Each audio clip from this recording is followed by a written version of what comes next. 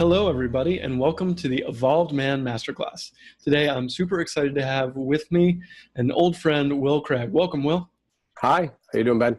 I'm doing good.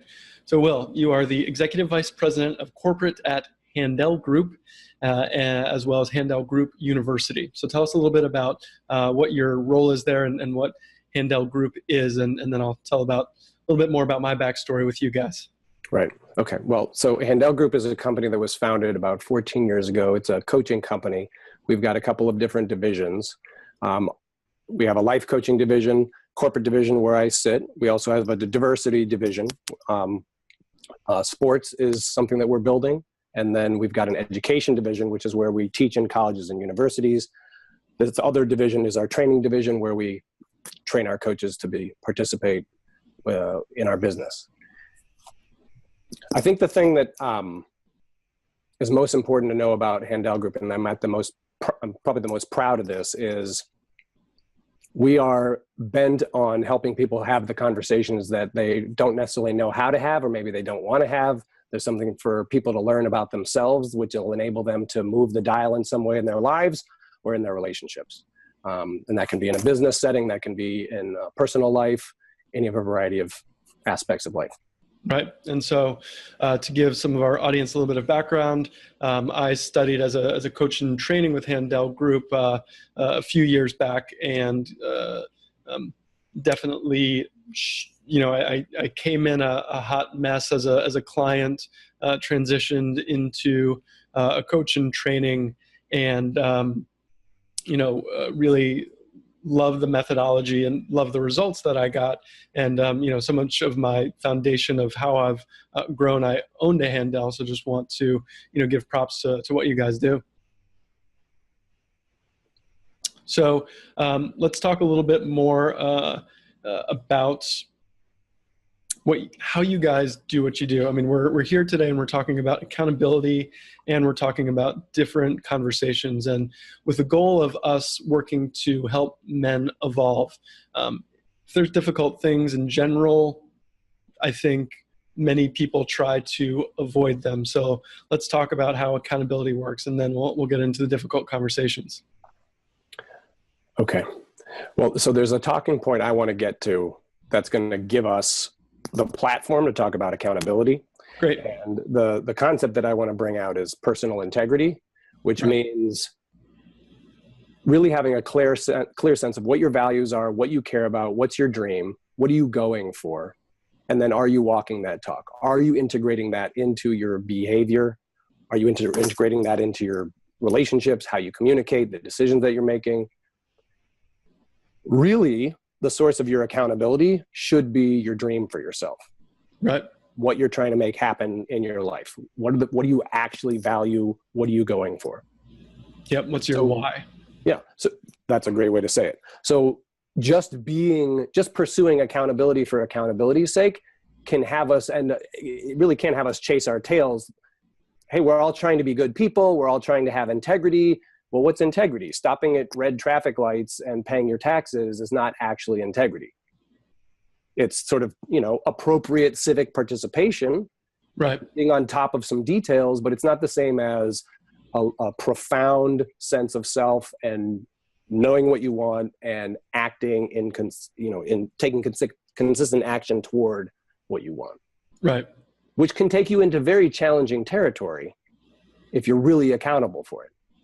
Because it's a lot easier to not be accountable for your dreams and stay at home and, surf social media. Right. Yeah, I know I get easily distracted, and I'm glad that you brought up that example, because when I have stuff to do that ladders up to a dream that I have, it is very easy to just say, let me spend 5 more minutes mindlessly surfing through whatever updates there are, and then I'll get to it, and that can go on more than I would necessarily like it to. So I want to break down what you said a little bit first. What's the best way for people to get clear on what they want before they can hold themselves accountable to it? Well, actually to do some writing, to actually think about what you want. And so it's not just thinking about it for 5 seconds and having it flash through your mind. There's actually getting organized and having a statement written down that can be a reference point for you. In a certain sense, that's what you're accountable for. And having it fully articulated and present in your life, maybe you look at it once a week, maybe it's on the wall in your living space, maybe it's on the wall in your workspace. But there's an actual time and a place where you account for, here's who I said I was going to be. Here's what I said my life was going to be about. Right. How am I doing? And then out of having that vision, there's actually making a plan. And that includes, making time commitments, setting expectations with specific people, handling personality dynamics, which are inconsistent with that vision that you created for yourself, specific action. Right. Which then, right, gives you the next level of being accountable, right? So it's not just on a broad spiritual basis, am I being that person? Right. But I said I was going to do these 10 things. Did I do them or did I not do them? And actually do an assessment, do an accounting on a regular basis. We like the weekly cycle at Handel Group. Right. And I remember that from my time there, and still, use that type of accountability with others that I work with. So I want to talk a little bit about that weekly accountability system and what that looks like working with a coach.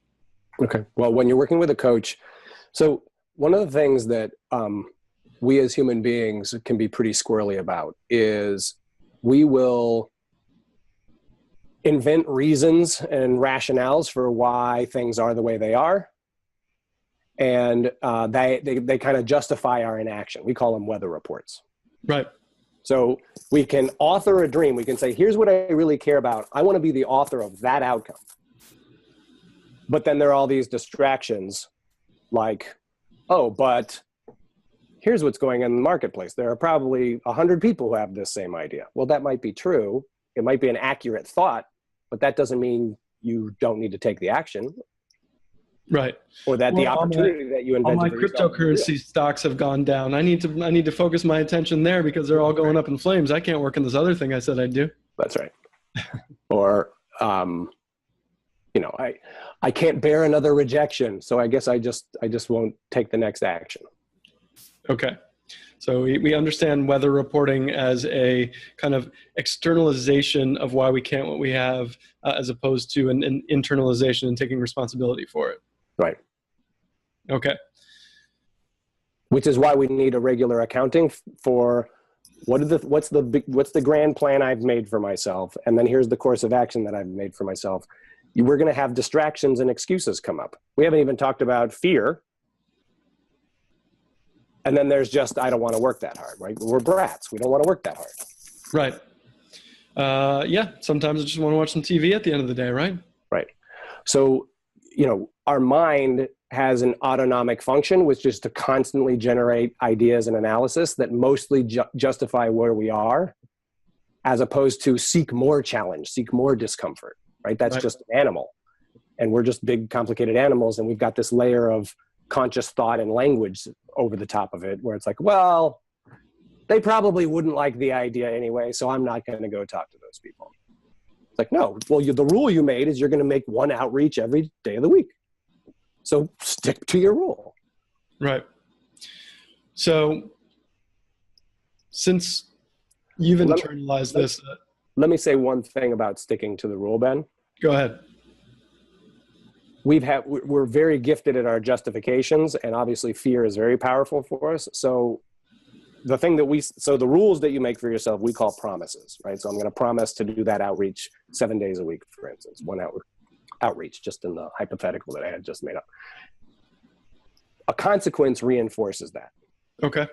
Because, whatever, it's my birthday. I shouldn't have to do the outreach. I should get to take a day off on my birthday, right? Well, no, there's no justifications and excuses welcome here. I'm on a mission. I've got a dream. There's something I'm trying to make happen. Consequences come in to reinforce behavior, right? There's no system of law that doesn't have consequences.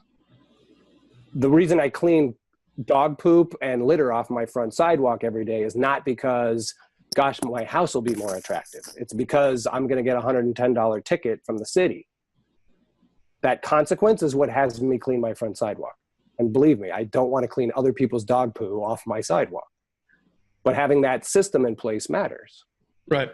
So having a simple consequence in place, like, well, if I don't do my outreach, I don't get my cup of coffee that day. Or if I don't produce X result, I don't get to have my glass of wine that night. Okay. It gives it a little cutting edge and gives you a place to stand in the face of the head noise that you have to excuse yourself and justify why you don't have to, either because it's scary or because you don't want to work that hard. Right. And I think I want to circle that back to the integrity portion of it, because I know playing the game of promises and consequences, it's even easy to talk yourself out of the game. So that's where the integrity comes into play, where if you commit to something, you commit to it, whether it's the promise or the consequence. Because sometimes you want to be like, oh, I don't even want to do that consequence. Right. Okay. But so there's another added layer, which is we are social animals. And even the fact that people are tuning into this podcast, right?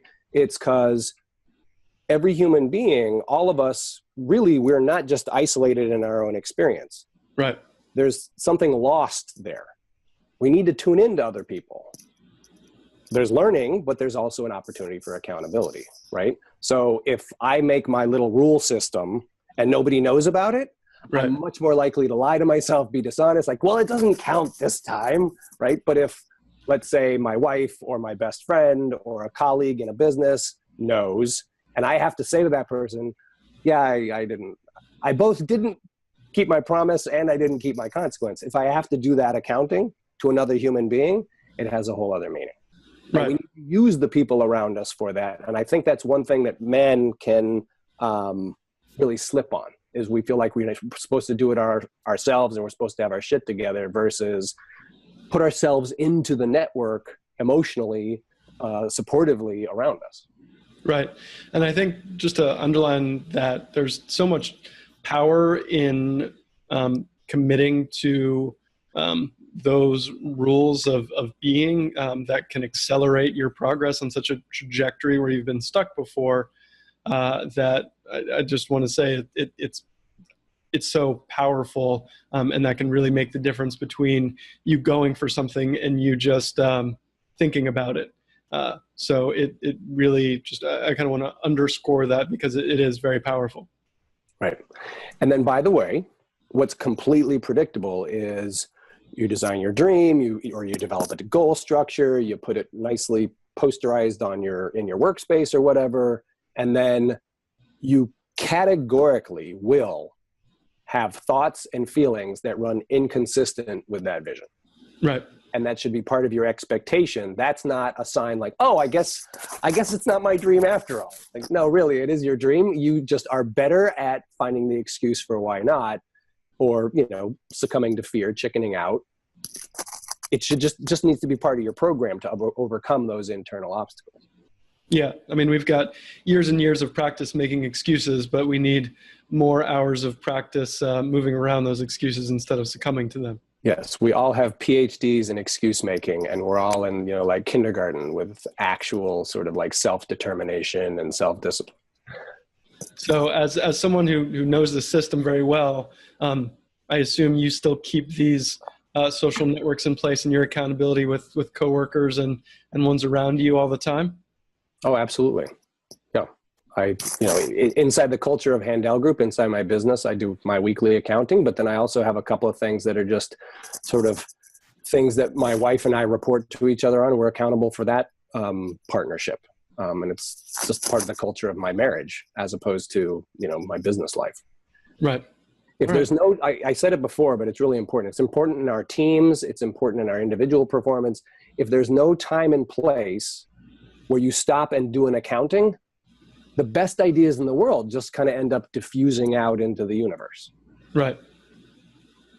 It needs to have a tangible point where it's becomes, well, I said I was going to, touch 5 people's lives on just a friendly basis this week, and I only reached out to one person. All right, let me pay my fine and get back on the horse and reach out to people. or Right. whatever the design is that somebody's working. Cool. So I think that's a good overview of accountability, unless we missed anything there before we shift into the relationship accounting. Okay, let's go. All right. So one of the things I remember well from Handel Group was the training around having difficult conversations. And even as I say that, I think about people that I avoid having conversations with because I think they might yell at me, or I think they may think I'm an idiot. Let's talk about those conversations that we don't want to have, and how we can get better at that. Right. So I think most of us have certainly identify with what you just said, right? There are those interactions that we just don't want to have. And then I think most of us have had the experience of one time or another where we did just sort of rip the Band-Aid off. We got in there, talked with the right person about the uncomfortable material. And it was like the world changed. It was unbelievable. Such a surprise. It went so well. Right. I think that's a good example of us being PhDs of excuse making and fear, right? That we'd rather tolerate a slow drip of poison for our entire lives than just go in and deal. Right. And part of that is just know-how. So we'll have a little conversation now about the know-how. But what I would call a hard conversation is one that makes you uncomfortable. You don't want to have it. And then there might be ones where, you can read it on the other person that maybe they need to have a hard conversation with you. Like that person used to make eye contact all the time, now isn't making eye contact anymore. And so you need to be curious and you need to get in there and have the conversation. You mentioned just in your tee up of this part of our conversation, having the thought and then staying away from the person, right? A great rule of thumb is the 3 grumble rule. Okay. If you have the thought once, I should probably get in there and deal with this relationship. If you have it twice, come on. 3 times, no way. 3 times, you've got to go in there and have that interaction, because now it's a well-established pattern. It probably is significantly disrupting some aspect of your life, the other person's life, or both. 3 strikes. You got to have your hard conversation. But to play devil's advocate, I'm a guy. I don't talk about my feelings well. How do I do that? Funny. So let's go broad for a second, because we do have we have a myth, and it's not just a myth that I think is sort of espoused in sort of unconscious male behavior. It's not just men who do this, but there's a myth, which is that showing vulnerability means weakness. Right. And what I want to underline emphatically is actually your vulnerability often is a great place to start building strength.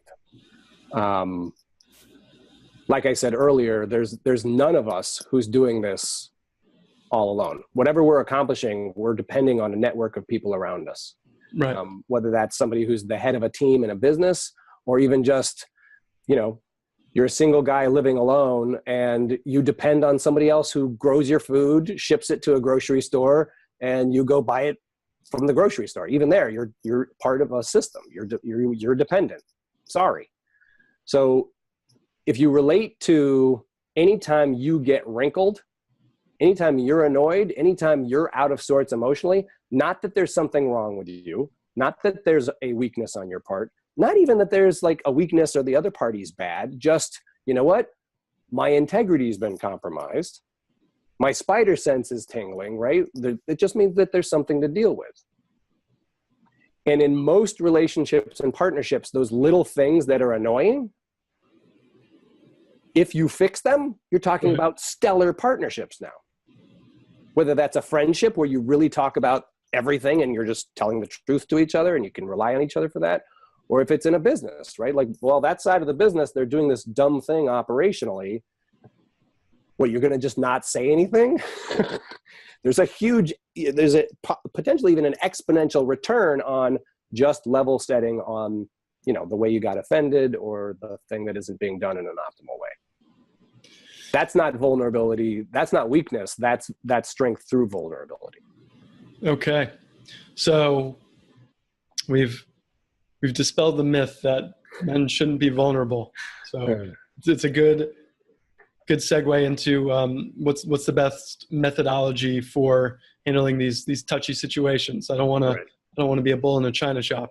Right. Well, for sure. Okay. So as you approach a hard conversation, there's one thing that you already know is true, but when I say it, it'll make sense to everybody, which is that you just actually have to do your homework. Okay. If you had a major job interview, or if you in business, if you're going to present to a potential buyer for the service or the product that you're developing, there's you do your homework, right? You come prepared. Not necessarily do a slide deck, right? But there's doing your homework. So there's actually writing out the script, thinking about what are the steps of the conversation, and how are they going to go. Right. So right there out of the bat, you're authoring how you want this outcome to go.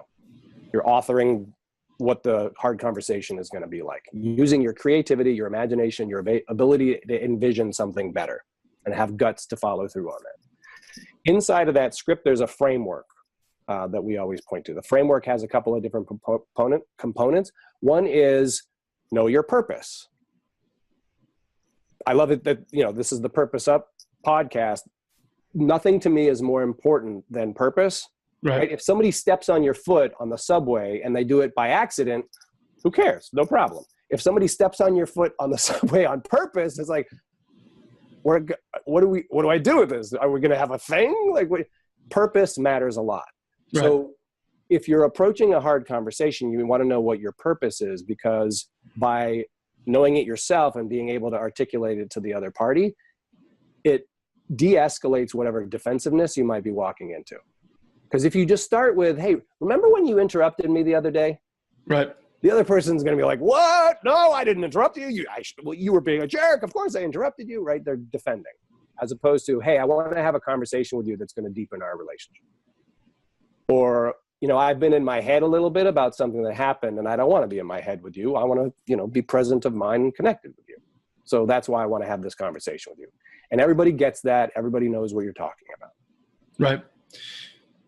It's funny, that reminds me of one of the metaphors I learned in Handel Group, was that when someone is drowning in your head, meaning that you're thinking about them and not holding them in high regard, you can throw them a lifeline by letting them know what's going on in your head, and so they don't have to drown in your head, and you guys can both be saved, as it were. Right. And you just took yourself from zero connection or a negative connection to a genuine connection with the other party. Right. That doesn't sound like a weak thing to do to me. That sounds like providing leadership for yourself and some other party in both your lives. Right. And I think, as you said, writing down how you want it to go prior takes a lot of pressure off of the situation for you, because you're not worried about what you're going to say, which is, I think, probably half of the anxiety about it. Right. And then speaking of your anxiety or whatever, you want to, next piece of that framework that you're doing as you sort of script the conversation and prepare is identifying why it's hard for you. Just be honest with yourself. You really don't like apologizing and you owe this person an apology. Or you're afraid that you're going to come to them with vulnerability and there's going to be retribution, right? There's just, what's your head noise about it, so that you can sort of take the head noise out of your mind and set it down on paper. Right. Next piece is you want to know what your message is, because you can't have 37 talking points, right? If it's a sort of a get real level setting conversation, you can make maybe 3 talking points, probably not more than that, because something happened. There's going to be a lot of back and forth. You don't even know how the conversation's going to go other than well, but right, because you're bringing some curiosity to the conversation. So you got to keep it simple. You can't overpack the agenda. And then you can't assume that your perspective is going to be just like the other person's perspective. Right. You're coming with curiosity. So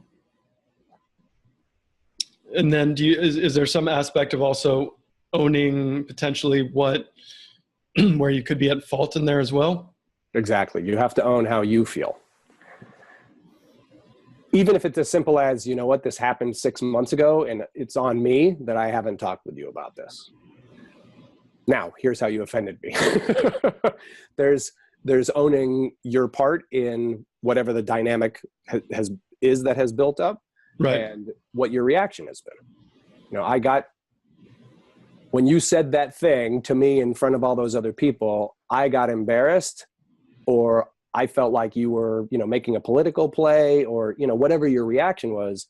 That's an interpretation. Right. And that interpretation has been defining your thinking and defining how you've shown up in the relationship. One of the questions I would have is, like, let's say you're in a situation at work, in a group environment, you don't feel like you performed well, you know, in front of other people. Let's say you got flustered, for example. How do you deal with a situation like that where you're not happy with your performance? Do you go and reach out to individual people? Do you, how would you deal with something like that where you're like, oh, I didn't do well myself? So let's pull back to the accounting context in which we started our conversation. I feel like when things happen in a group setting, they need to be accounted for in that same setting. Right. So let's say if it's a monthly meeting and you didn't show up great in that monthly meeting, there might be some individual conversations that you need to have. Right. Just to handle relationships or follow through and that kind of thing. But I would say, yeah, maybe you're not in control of the agenda, so you need to ask permission of the person who is. But the next time that group comes together, resolve that happened with that group, and, you know, same sets of eyes and ears that were there for the upset. All right. That makes sense. What else have we not covered about the difficult conversations portion? Well, all we've really talked about is the framework, right? There are a couple other components to talk about. One is, when you enter a hard conversation with the other party, you want to have them understand what it is. So if you put something on somebody else's calendar and say, hey, we're going to catch up, fine, if you don't want them worrying about it until the moment of the catch up, right? But right. When you enter it, you really do need to say, all right, so the truth is, there's kind of a big conversation that I need to have with you. Is now a good time for it? You need to make sure that they understand what they're getting into. Because if it's all, you know, chatting about the weather, and then you say, oh yeah, by the way, and obviously it's not, oh yeah, by the way, you were just, you know, faking it right. for the beginning of the conversation. It's not cool. It doesn't set the other party up to win. One thing that you want to be doing in having a hard conversation effectively is set it up so that you're getting an A for doing your homework and how you show up in the conversation, and then the other person gets an A too. Right. So they've got self-respect. It's not like you're trying to defeat them in the interaction and have them be the loser and you're the winner of the interaction. You can't win a relationship, right? You're both either going to be thriving or you're both going to be suffering. Right. Yeah. In other words, creating a win-win situation where you both feel like you've been able to express what you've wanted to, and then can agree how to move forward. Right. So you want to make sure they're understanding what you're up to and actually setting up the time. So if you're just grabbing somebody as you walk out of a building together and you're about to head two different directions, it's just not the right time. Right. You need to understand that it's going to take whatever it's going to take, 15 minutes or an hour or whatever it's going to be, but it's not 30 seconds on an elevator. Right. All right. So we've set up the time. We've set some expectations. What's next? Well, another rule of thumb is just make sure that you are listening as opposed to arguing. Okay. What you're pursuing with a hard conversation is, you know what? Here's the perspective I've got. I know it's just a perspective. There's a reaction I've been having. There's this set of outcomes that I'm not that satisfied with. Here's what I'm thinking about it. What do you think about it? What's your perspective on all this? And the point isn't that yours is right and theirs is wrong. The point is so that you can find some common ground and mutually understand one another and de-escalate whatever problem dynamic has emerged. So you're seeking common ground, and to do that, you're going to need to listen actively. Okay. So in other words, once you've said how you're feeling, they've expressed how they're feeling, then you can look for those common threads, like, oh, this is where we're both on the same page. Right. Yes. And having done that, you can find that resolution. It's like, oh, I didn't know that that's the way you saw things. Of course, now I see it your way. Or conversely, they'll say the same thing. Oh, sorry, I did that. I didn't know. So those are resolutions at one end of the continuum or other. You might negotiate something in between. It's like, okay, here's what's on me. Here's what's on you. Really glad we had this conversation. And now this is a crucial component. This is actually a spot where hard conversations end up needing to be had again. Okay. Because we get to this point, right? We've level set, we got the thing off our chest. Nobody was, super aggressive or anything. It's like, oh, thank God we had this conversation. There needs to be a plan for implementation for what you just resolved and aligned on. And that can be actually quite awkward. It's like, okay, great. Thanks for telling me you're never going to do that again. What if you do? What's the agreement that we should hold in place? Is this your responsibility from now on? Like, for the rest of time? Is it something we should touch base on again? If you do it again, are you going to give me a $500 fine? Like, what's the agreement that makes sense between the two of us that's really going to carry forward the power of the conversation that we just had? Right. And so the reason why that's tricky is because you're kind of in a ramp down. Oh, thank God we talked. But then you got to kind of ramp up and get serious again about a great plan of action that has integrity and you can account for across time. All right. That makes a lot of sense. And I think, that follow-up plan is crucial to changing results and not just feeling expressed. And then there's one other piece, which could easily be the beginning of this conversation, but it's a good way to end it, is don't have this conversation if you don't believe it's going to be effective. Interesting. Okay. Because if you've got a lot of head noise, you've done your homework, and you're still thinking this person is a criminal and selfish and no way this conversation is going to go well, you're only going to prove it. Okay. You'll accidentally say something sideways that divulges that that's what you think. Like it won't go the way you'd want it to go. So it's not that person is actually bad or wrong, because I could think that could be the case with some of the people I need to have hard conversations with. Yes, which is why you're not having them, right? Yeah. No, there's, and this, by the way, is not an invitation to never have hard conversations. It's just really do your homework and understand how you're the jerk and how you need to get the other jerk out of the hell of his jerkdom. And now you two are on a playing field where you can actually be working together. Okay. So once I acknowledge that I'm a jerk, I can open up and have better conversations. That's a different kind of accountability, right? I mean, anytime we own our shit before we talk about the other person's shit, like that's going to be a different dynamic. Right. Yeah. It gives them opportunity to open up more once we have. All right. Cool. Well, I think that pretty much covered most of that, right? Yeah. All right. Cool. Well, I think that was a great overview of the difficult conversations, as well as accountability. One of the things I want to ladder up to is the corporate side of this. And if we think about this in the work environment, I know one of the things that you guys do is instill like a culture and train people around this. I can imagine organizations where people are trained in this and have practice and have guardrails. You have some pretty cool results from implementing that across many folks, right? Right. Well, yeah. So one of the things that I love about my job in corporate is I get to do the same kind of work with a team of people that a coach gets to do with an individual. Right. An individual gets to look at, all right, so there's some aspect of my performance that I want to take to another level. What's my big go for? What do I have to change about myself to get there? We can ask the same thing as a group of people. Let's get clear on what we care about. What are we going for? And then what do we have to change about the way we conduct ourselves collectively?